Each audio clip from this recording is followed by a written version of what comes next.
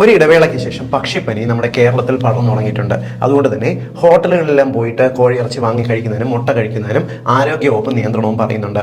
പലരും ഇതിനകത്ത് പറയുന്നുണ്ട്, ഈ കേരളത്തിൽ മാത്രം എന്താ പക്ഷിപ്പനി, തമിഴ്നാട്ടിൽ ഒരു കുഴപ്പമില്ല, അവിടെ നിന്ന് വരുന്ന കോഴിക്ക് ഇങ്ങനെയൊന്നും പറയുന്നില്ലല്ലോ എന്ന്.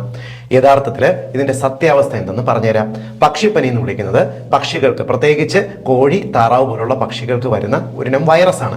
ഈ വൈറസ് അവയിൽ വന്നു കഴിഞ്ഞാൽ വൈറസുകൾ അവയ്ക്ക് ജലദോഷം പോലുള്ള ലക്ഷണങ്ങൾ, തൂങ്ങി നിൽക്കുന്ന ലക്ഷണങ്ങൾ, കണ്ണുകൾക്കൊരു പിങ്ക് ഡിസ്കളറേഷന്, വയറിളക്കം പോലുള്ള ലക്ഷണങ്ങൾ കാണുകയും കോഴികൾ ചത്തുപോവുകയും ചെയ്യും. ഇതിനകത്തുള്ള റിസ്ക് ഫാക്ടർ എന്തെന്ന് പറഞ്ഞാൽ കോഴികളെ പരിപാലിക്കുന്ന, ഇപ്പോൾ കോഴികളെ അവിടെ നോക്കുന്ന തോട്ടക്കാരനോ ഇല്ലെങ്കിൽ കോഴി ഇറച്ചി വെട്ടുന്ന ആൾക്കോ എല്ലാം തന്നെ ഈ വൈറസ് അവരിൽ നിന്നും പകരാനുള്ള സാധ്യതയുണ്ട്.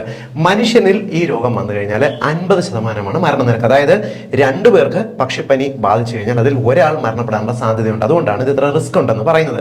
ഇത് സംഭവിക്കുന്നത് മനുഷ്യനിൽ വന്നു കഴിഞ്ഞാൽ ചെറിയൊരു ജലദോഷ പനി പോലുള്ള ലക്ഷണം കണ്ടിട്ട് നല്ല പനി, നല്ല ദേഹവേദനയിലേക്കും വരികയും അതോടൊപ്പം ശ്വാസകോശത്തെ ഇത് ബാധിച്ച് കടുത്ത ന്യൂമോണിയ ബാധയിൽ മരണപ്പെടുകയുമാണ് ചെയ്യുന്നത്. ഈ ഒരു സാഹചര്യം മനുഷ്യന് വരുന്നതിനെ ഒഴിവാക്കുന്നതിന് വേണ്ടിയാണ് പക്ഷികളെ കൂട്ടത്തോടുകൂടി കൊന്നൊടുക്കി ആ ഏരിയയിൽ വൈറസിനെ നിയന്ത്രിക്കാനായിട്ട് ശ്രമിക്കുന്നത്. തമിഴ്നാട്ടിലെല്ലാം തന്നെ ഈ ഒരു സമയത്ത് റിപ്പോർട്ട് ചെയ്യപ്പെടുന്നുണ്ടാകാം. എന്നാൽ ഇത് വാർത്തയിൽ വന്നാലോ ഇല്ലെങ്കിൽ പുറത്ത് ആരോഗ്യ വകുപ്പ് തമിഴ്നാട്ടിലുള്ള അറിഞ്ഞാൽ മാത്രമേ ഈ ഒരു പ്രശ്നമുള്ളൂ. അവിടെ ആരും ഇത് നോക്കാറുമില്ല. ഒരുപക്ഷെ വെട്ടി ചത്തുപോയ കോഴികൾ പോലും നമ്മുടെ നാട്ടിലേക്ക് വരുന്നുമുണ്ടാകാം, നമുക്കിത് അറിയത്തുമില്ല. അതുകൊണ്ട് തന്നെ ഇതിനകത്ത് റിസ്കുകൾ ഒഴിവാക്കേണ്ട കാര്യം പറഞ്ഞുതരാം. കോഴിയിറച്ചിയോ കോഴിമുട്ടയോ നമ്മൾ പാകം ചെയ്ത് ഉപയോഗിക്കുകയാണെങ്കിൽ ഇവയിലൂടെ നിങ്ങൾക്ക് രോഗം പകരാനുള്ള സാധ്യത കുറയും. കാരണം 74 ഡിഗ്രിക്ക് മുകളിൽ ചൂടാക്കുന്ന കോഴിയിറച്ചിയിലോ കോഴിമുട്ടയിലോ ഈ വൈറസുകളുടെ സാന്നിധ്യം ഉണ്ടാകില്ല. എന്നാൽ വൈറസ് നിങ്ങൾ വീട്ടിൽ പാകം ചെയ്യുന്നവർക്ക്, വീട്ടിൽ വാങ്ങി കഴുകുന്നവർക്ക് ഇത് പകരാനുള്ള സാധ്യതയുണ്ട്. അത് വരാതിരിക്കാൻ നിങ്ങൾ കോഴി നന്നായിട്ട് കഴുകുന്ന സമയത്ത് അതോടൊപ്പം മറ്റു പച്ചക്കറികളൊന്നും കൂടെ വെച്ച് കഴുകാതിരിക്കുക.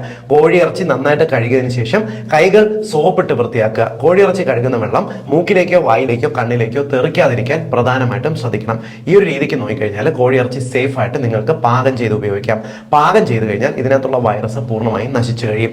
ഇത് കേരളത്തിൽ കോഴിയിറച്ചിയും കോഴിമുട്ടയും കഴിക്കുന്ന എല്ലാവരുടെ അറിവിലേക്കായിട്ട് ഒന്ന് ഷെയർ ചെയ്തോളൂ.